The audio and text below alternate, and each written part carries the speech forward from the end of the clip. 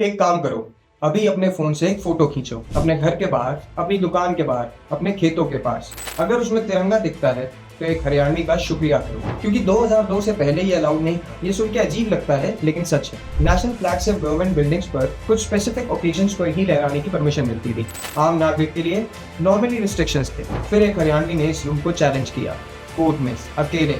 वो थे नवीन जिंदल जी, ओपी जिंदल जी के चौथे बेटे, हिसार से जिंदल स्टील एंड पावर के चेयरमैन एंड मैनेजिंग डायरेक्टर। लेकिन पहले एक किसान, एक स्पोर्ट्समैन, एक कॉमन सिटीजन की तरह सोचो उन्हें। यूएसए में पढ़ते वक्त टेक्सास यूनिवर्सिटी में उन्होंने देखा कि वहाँ पर हर घर पर अमेरिकन फ्लैग होता है, खुलेआम, प्राउडली, कोई रोक टोक नहीं। वो जब इंडिया वापस आए तो शान से, अभिमान से अपनी हिसार की फैक्ट्री पर तिरंगा फहराया। पुलिस ने उनको रोक दिया, केस हुआ, ज्यादातर लोग वहां रुक जाते। यार कोर्ट कचहरी की झंझट नहीं चाहिए होती। नवीन जिंदल नहीं रुके, वो सुप्रीम कोर्ट में एक पीआईएल डाली। ये आर्ग्यूमेंट दिया कि एक इंडियन सिटीजन को अपने देश का झंडा फहराने का हक होना चाहिए।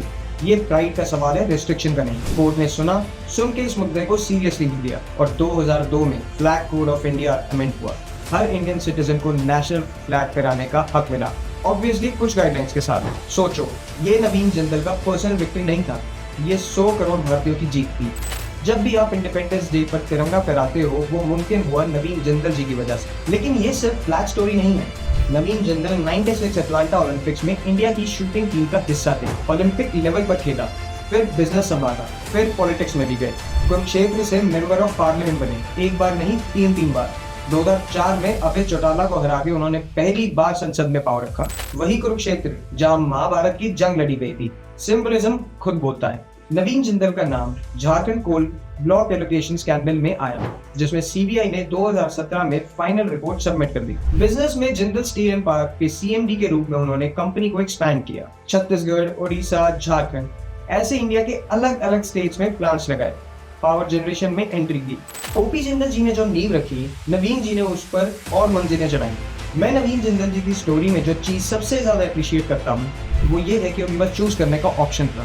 अमीर बाप के बेटे थे, जिंदल टाइटल मिला था, चाहते तो आराम से बैठ जाते। उन्होंने चूज किया ओलंपिक्स, चुना क्या कोर्ट, और आगे बढ़ के चुना पॉलिटिक्स। तब जाके एमपी भी बने।